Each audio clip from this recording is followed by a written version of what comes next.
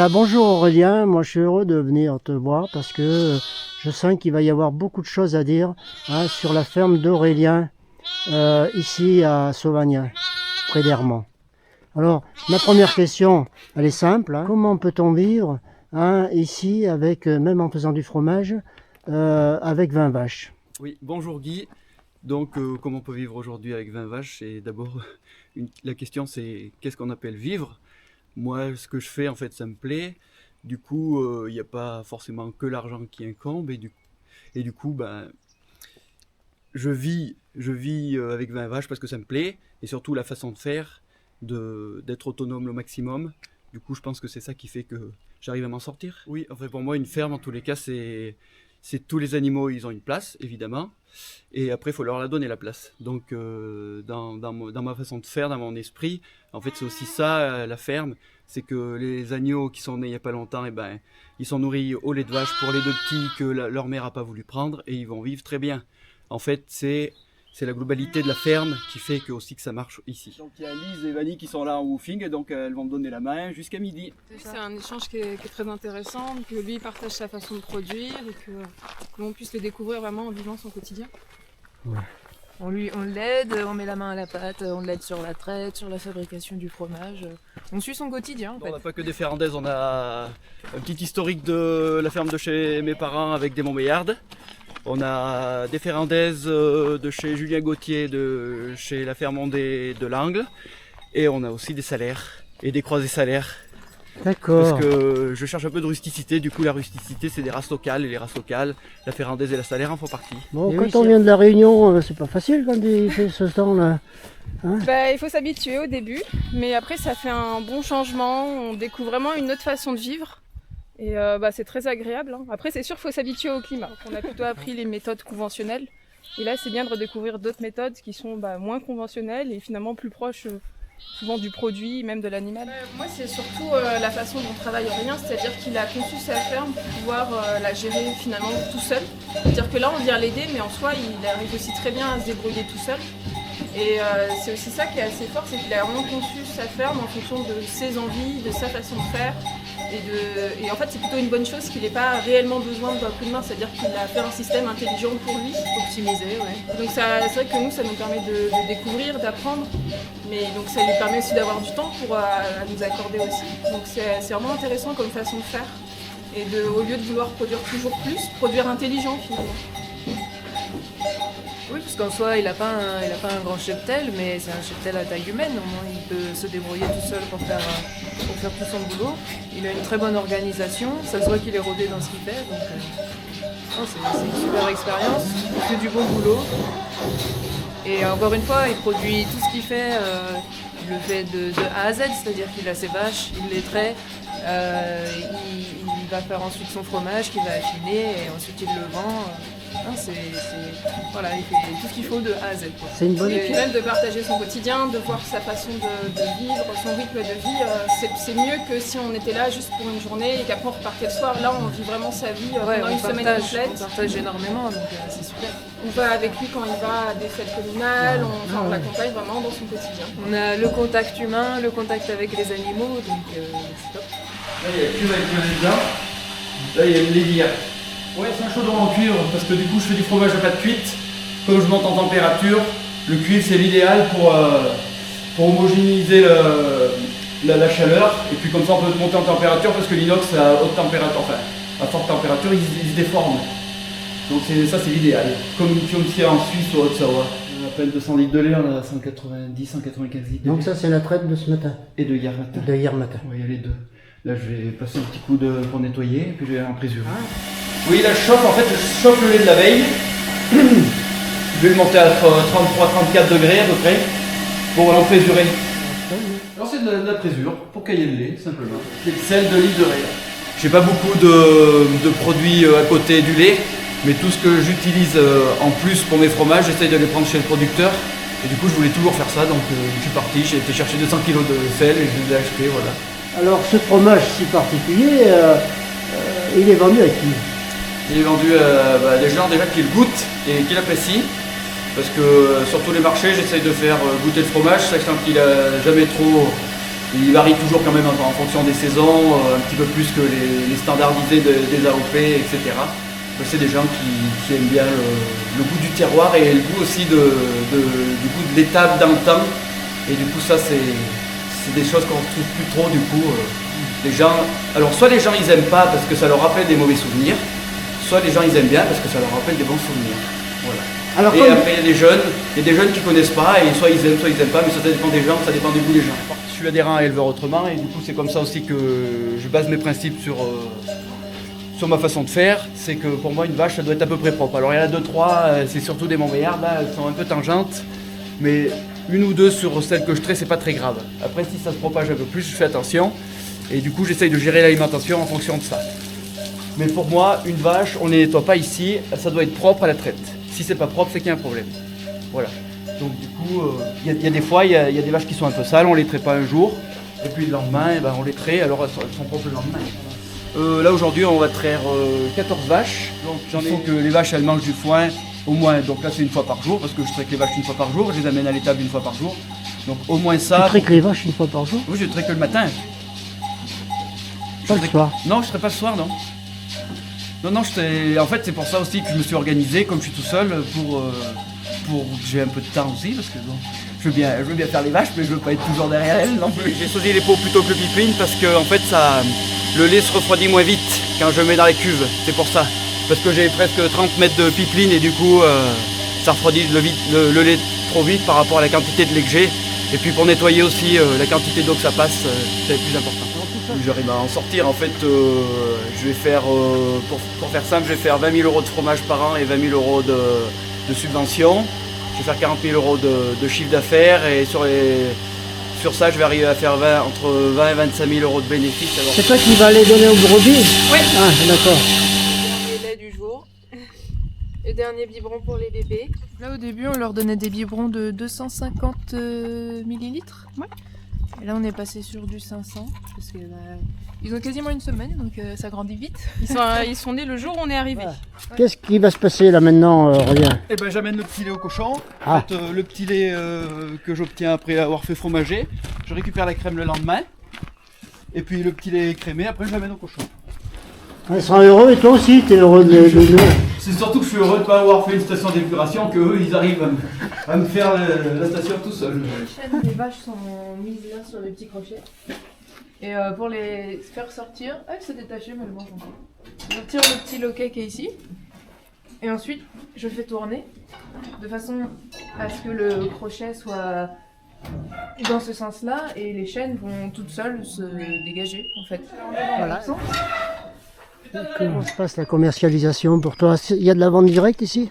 Oui, c'est uniquement sur vente directe. Et en fait, j'ai une dérogation d'agrément en vente directe. Et voilà, je fais que de la vente directe. Soit à la foragia, soit au groupement de producteurs du Sancy, soit à la maison. Et un peu aussi au marché du poulailler le vendredi soir, à Saint-Pierre-Roche. T'as combien d'hectares? Là, j'ai une 30aine d'hectares. Et puis, je fais un petit peu de céréales là. Pour renouveler les prairies, là, il y a 2,5 hectares de céréales. Ah ouais, c'est quoi? J'ai fait du métail pour les cochons. J'ai fait un peu de blé meunier l'année dernière et cette année pour faire un peu de farine pour m'amuser comme ça, pour voir. Et là c'est de l'orge de printemps. Parce que je trouve que mes vaches elles ruminent pas assez Il y a l'hiver. tout autour de la ferme? Oui, là le plus loin c'est 1 km. Alors du coup c'est pas loin même. Il y a la parcelle qui est un peu plus bas dans les fonds. J'ai fait un petit système, une machine de traire ambulante et du coup je vais traire en bas. Ah, c'est Ça super. m'évite, comme je suis tout seul, ça m'évite de remonter, descendre. Bien sûr. Ouais. Ici elles sont venues 3 fois déjà manger, c'est la 3e fois. Et c'est prévu que je fasse du foin là au mois de juin ou juillet si tout va bien. Voilà, et c'est ramasser du foin en vrac. Oui, je ramasse du foin en vrac avec l'autochargeuse et un aéro-engrangeur dans la grange, on ira voir ça tout à l'heure. Moi ça date de 75 hein, la machine là. Alors elle marche encore. Et du coup il est bien entretenu et j'en discutais par là et dans les montagnes il y en a qui avaient ça. Ouais. C'était assez répandu. Ouais. Et puis surtout c'était plus facile à faire que des petites bottes. Bah oui. Moi qui suis tout seul, je ferai jamais des petites bottes, Ah parce non. qu'il faut être vachement du monde. Là tout seul, tu arrives à ramasser. L'année dernière j'ai ramassé 40 autochargeuses en 3 jours quasiment. Mais bon après il faut avoir la forme un peu quand même. Mais, Ouais. je suis en agriculture biologique, je vends pas mes fromages en tant que tel parce que ça m'intéresse pas et puis aux gens que je les vends ça les intéresse pas d'avoir un label non plus. Et du coup, par contre le reste dans ma façon de faire, oui je désherbe que en mécanique sur les céréales. Et après je passe la herse aussi sur mes prairies. On n'entend pas un bruit, Aurélien. C'est beau ça. On n'entend pas la circulation ici. On n'entend pas de circulation, il n'y a pas grand monde qui passe ici. La différence entre là où elles sont déjà passées et Ah oui. la nouvelle prairie oui, du là. jour. Voilà. Du coup, le woofing, c'était originaire soit d'Angleterre, soit d'Amérique, c'était anglophone. Et du coup, ça s'appelait Organics Ferm. Du coup, c'est les fermes en agriculture biologique. Au départ, c'était ça. Et puis après, ça s'est un petit peu généralisé. Et du coup, c'est surtout sur des petites fermes. Après, le woofing, il y a des cotisations, que ce soit pour les hôtes ou pour les personnes qui viennent. Et du coup, moi, je paye 35 € par an pour accueillir des gens. Et en fait, eux, ça les sécurise aussi pour pas accueillir n'importe qui. Et ils font des audits. Donc c'est quand même assez encadré. Sur le site de woofing, c'est assez quand même encadré. Toi, tu fais ce que t'aimes. Bah oui, dans tous les cas. Je fais ce que j'aime et surtout je fais comme je pense que c'est bien de le faire pour moi. Je pense que tout le monde n'est pas capable de faire ce que je fais. Moi, je demande pas aux autres de faire comme moi, mais je pense qu'il faut que chacun trouve son équilibre personnel. Et puis, tu sais, on sera peut-être plus paysan. Hein. Ça tourne tellement vite aujourd'hui Voilà. qu'on n'y sait pas. Et puis c'est pas grave. Ouais. On peut bien faire d'autres choses. Hein. Il faut arrêter d'être bien pensant pour les autres, quoi. Bah oui, mais généralement ceux qui sont bien pensants, c'est ceux qui font pas. Ceux qui font tous les jours, on les entend pas, on les voit pas. Eux, ils font ils font comme ils pensent que c'est bien pour eux. Depuis que j'ai décidé de travailler un peu comme ça, c'est moi qui décide qui vient ici. C'est-à-dire qu'aujourd'hui, j'achète pour les vaches que du sel, l'aliment, j'en achète pas, les minéraux, j'en achète pas. En fait, depuis que j'ai décidé depuis que je sais comment je veux faire, en fait, c'est moi qui décide qui vient là. Là à côté, c'est un vibro, là, tu vois. Ouais. Et là, c'est pas tout à fait un vibro. En fait, c'est un cultivateur qui a été aménagé pour faire des buts derrière, toi. Et il y a un formateur d'éleveur autrement, Eric, là, qui a conçu ça. En fait, quand il était plus jeune, il faisait des essais. Et il a remarqué que pour enlever le chien dent, il fallait faire comme pour les patates, il fallait les buter pour que ça fasse de la matière organique, enfin, si j'ai bien tout compris, et pour que ça fasse travailler le sol et que le chien dent, il se rend compte qu'il a plus besoin d'être présent. Et du coup, j'utilise ça derrière sur la semence que j'ai fait d'orge là. Du mois d'octobre jusqu'au mois de mars, j'ai travaillé 4 fois avec cette machine. Et du coup, le chien dent est quasiment parti. Donc bon, j'ai travaillé avec la lune. Je sais pas si tout y a fait. On peut tout regarder, etc. On peut tout analyser. Voilà, on peut tout analyser, mais des fois, le résultat, pour l'instant, il est présent. La fameuse chargeuse. Là. Voilà, c'est une autochargeuse. Elle est de 92. Le gars qui j'ai racheté, elle était là, toi. Ah oui, je fais que du vrac, ouais. Là, toi, je recule la chargeuse au cul, là. Ouais. C'est un espèce d'entonnoir, c'est une turbine. Ça y envoie dans le tuyau et c'est télescopique, ça va jusqu'au bout de la grange. Et avec la casquette, toi, à droite et à gauche. Ah ouais. Et donc là, tu répartis ton foin comme tu veux. À droite, à gauche, devant, derrière. D'accord. Voilà. Tu mets dans les trachous, hein. C'est ça. On a vu le principal. Voilà. Alors ça, c'est la céréale pour les cochons. Je pense qu'il faut se bouger, enfin, c'est pas que dans la vie d'un paysan, c'est dans la vie de tout le monde. Ouais. Il n'y a pas besoin d'aller à la salle de musculation. Je vois bien. Ça suffit. Même la grand-mère, elle dit, de toute façon, quand tu es paysan, tu travailles de ton corps tout entier, pas que d'une partie, et du coup, c'est ça qui te reste en forme. Ouais. Moi, je pourrais pas faire 50% de vache laitière en faisant comme ça. Hein. Physiquement, je m'en sortirais pas. Ah bah non, ouais. Oui. Bien. Je vois aucune raison d'aller la caresser. Après, c'est sûr que les vaches, elles sont à la tâche tous les jours, donc il faut quand même qu'il y ait un minimum de sociabilisation, des animaux au contact des humains. Mais les vaches, quand elles sont dans le pré, je vais quasiment pas les voir, je les laisse tranquilles parce que elles ont peut-être marre déjà de me voir une fois par jour. Et puis moi, j'ai pas envie de les voir tous les jours, toute la journée non plus. Ça veut pas dire qu'on peut pas prendre un petit agneau, hein, des fois. Voilà. Comme sa mère elle veut pas, et du coup on essaye de s'adapter aussi. Il y a des fois quand ça marche pas toujours comme on veut, en fait je crois que la vie d'une ferme c'est de s'adapter à tout ce qui se passe avec les animaux, avec le matériel, avec les prairies, etc. au jour le jour quoi. Et puis on fait pas toujours ce qu'on veut, on fait ce qu'on peut et puis voilà. Il n'y a pas de raison que ça se passe mal. Bon, un petit message pour Laurent et Virginie. Voilà, avec leur salaire. Ben, vous voyez, il n'y a pas que vous qui faites la brouette, hein, Laurent. Tu vois? Et on va la charger un peu plus que d'habitude. Hein.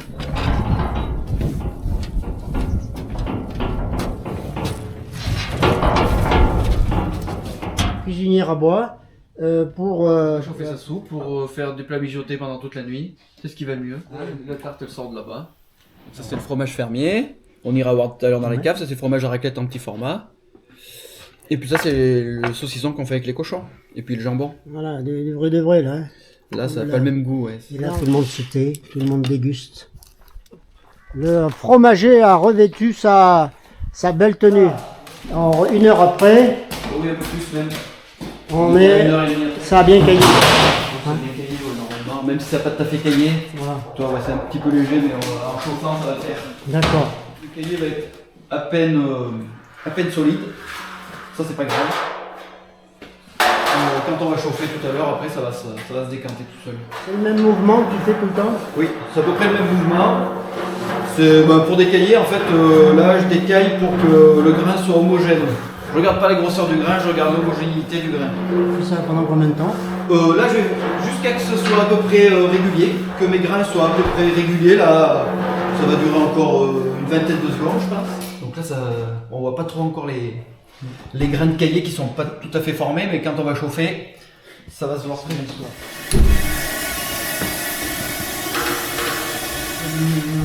Une pelle. Oui, c'est vrai, ouais, c'est Non, ça. c'est une pelle en bois. Ouais, Je c'est me ça. sers pour remuer. Toi, déjà, ça.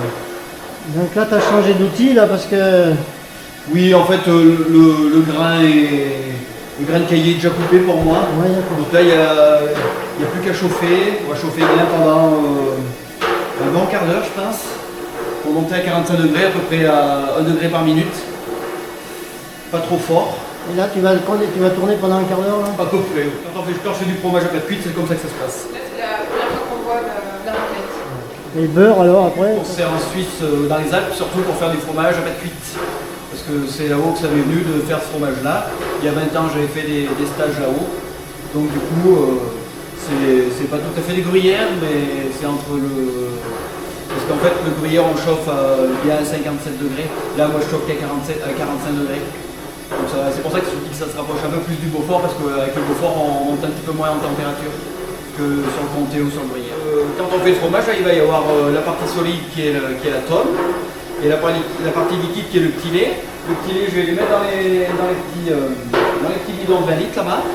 Et puis demain matin, surtout que ça fait frais là, ces jours-ci, la crème va remonter sur les bidons, je vais prélever la crème à la douche, et après je mets dans la baratte, et c'est parti. Au moins la pelle elle va sortir propre. Et là on va laisser reposer 2-3 minutes. Là, on va préparer la toile, en fait je vais prendre un peu de petit lait. On va plonger la toile dans le petit lait pour pas que le grain colle à la toile. La couleur du petit lait là, elle est assez foncée, ça veut dire que je vais ressortir de la crème, ça veut dire que je vais faire du beurre avec.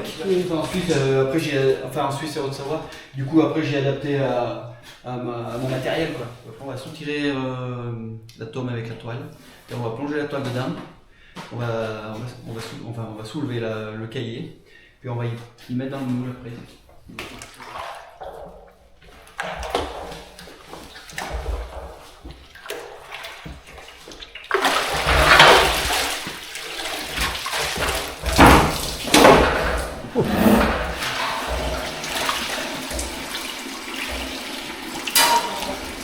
Là, Il reste pas grand chose, hein? Non, en fait c'est bon fini.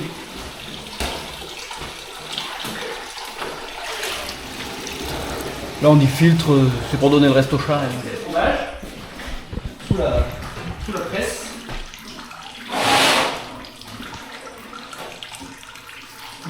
On va poser à plusieurs reprises le temps qu'on nettoie la cuve, qu'on fasse 2-3 trucs, on relèvera un peu, on resserrera. Et après, une fois qu'on sera revenu de la cave, on va changer la toile, parce que la toile est un peu grande. Et du coup, on va mettre la petite après. Comme ça pressera mieux.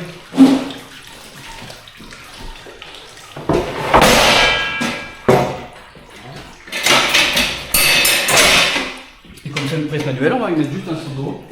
Ça se vend aussi, les fournisseurs de fromagerie vendent ça. Il faut juste savoir ce que tu veux, c'est tout. Et ils vendent tout. Là, il y a à peu près 15 litres. À peu près 15, il y a un poids de 15 kg pour un fromage qui va faire, là qui fait tout de suite une trentaine de kilos je pense, et qui va descendre à l'affinage, il va finir entre 20 et 25 kg. D'accord. On va appuyer plus que ça. En fait, pour appuyer plus, vous pouvez appuyer moins, il faut juste rallonger. En fait, c'est juste une question de réglage manuel, hein, mais ça se fait.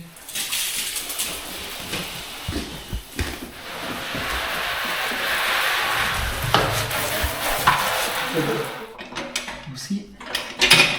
Ah oui, pour faire... Voilà, pour pas que la Ça tome elle passe déborde, par-dessus. Attention la tête. À droite ici, les fromages à pâte cuite. Et à gauche et au fond, les fromages à pâte molle. Et là, c'est les ancêtres de fromage aux artisous. Ah, Voilà. Là, ceux-là, ils ont à peu près un an. Là. Au ni rien, mais les fromages, même s'ils ont un peu de poil de chat dessus, c'est pas grave. L'important, c'est que les gens qui mangent ces fromages-là, ils les goûtent avant. Si ça leur convient, ils prennent. Et si ça leur convient pas, ben, ils prennent pas. ça, c'est les autres. Ah, ouais, Ça, c'est les ce qu'on- fromages à c'est- pâte c'est- molle. Tu vois, ils commencent à sécher dessus, c'est plutôt bon signe, ça. c'est ce qu'on a fait. On a une semaine, on prend un peu la main, ça y est.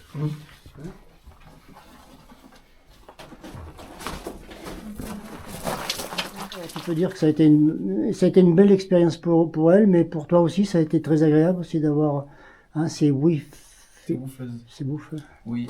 En fait, le woofing, Vanille et Elise, c'est tombé qu'elle soit là parce qu'en fait, c'est ce que j'attendais woofeuse. En fait, du woofing, en tous les cas, c'est qu'elles ne soient pas là que pour voir les animaux, que pour voir la ferme. Elles sont là aussi pour voir les liens sociaux qu'il existe à la campagne. Et ce que tu mets en avant, toi, Guy, du coup, moi, je trouve ça bien. Parce que des fois, on ne réussit pas tout ce qu'on fait, tout ce qu'on entreprend. Mais en tous les cas, on met le cœur et notre intention est là. Donc, merci aux filles d'être venues. C'était cool cette semaine. Et voilà. Hop. À l'intérieur, ça va ressembler à ça. Donc c'est assez sec, hein. Ouais. Ça a un an d'affinage. Après, il y a des fromages qui sont plus secs que d'autres. En fait, sur des fromages comme ça, en fait, il faut que les gens y goûtent. Il faut qu'ils goûtent ce qu'ils achètent. Oui, Si parce ça que leur convient, le fromage a déjà passé un an à la cave, il peut encore Parce que- garder 2-3 mois, ça va pas le déranger. parce que mais déjà il y a l'odeur. Hein.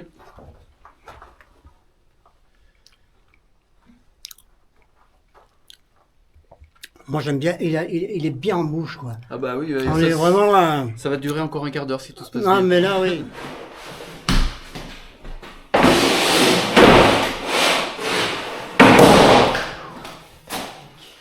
Faire en sorte que la toile soit propre, hein. Ouais. Ça colle pas, c'est parfait ça. Ah ouais, à c'est peu près bien. parfait. Et puis c'est bon. Oui, normalement. Jusqu'à demain matin. Hop. On va les laisser sous la presse. Demain matin, je mettrai une journée en saumure. Et jeudi matin, il ira à la cave. Il y a pas de bois, mais sinon. Ils veulent partir aussi. Merci encore de nous avoir accueillis, c'était top. Ouais, super expérience. On va aller chercher nos petits produits Bah oui. du groupement. À la prochaine alors. À la prochaine. Toi aussi, au revoir, Guy. Au revoir. Oui, hein. au revoir, Guy. Et bon voyage. Hein. Voilà. Merci. Et, Bravo pour ce que tu fais. eh ben, écoute. Allez, orphelin 2 fois lui. Ouais, Ah, c'est fou. c'est pas fini. Depuis qu'on a compris le fonctionnement de cette association là. Ah bah, surtout, elles ont compris le sens que je voulais faire passer. C'est surtout ça. Après, l'association, elle est là pour organiser les choses.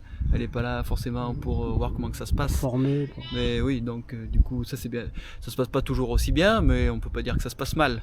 Voilà. Après, c'est une question de respect mutuel et puis voilà. Un gars qui veut venir là parce qu'il a des Ferrandaises en Haute-Vienne et pour fromager, donc il va venir fin mai, quinzaine de jours, et puis après c'est prévu que j'en ai au mois de juin, juillet, août aussi. En conclusion, ben moi j'ai découvert vraiment une ferme comme je les aime, c'est-à-dire avec tout, il y a tout. Il y a tout, parce qu'une ferme c'est pas que des vaches, c'est un tout. Et là on a pu voir que là on avait le choix. Et ça va continuer comme ça, hein, et on va rester sur ce format-là. Ah bah moi, tant que ça me conviendra, ça restera comme ça. Après, les choses de la vie vont peut-être faire que ça va évoluer dans un sens ou dans un autre, ça je peux pas y dire, mais bon, il faut voir. Moi je vois au jour le jour et puis ça me va bien comme ça. Merci Aurélien, Merci Guy, Au revoir. à bientôt. à bientôt.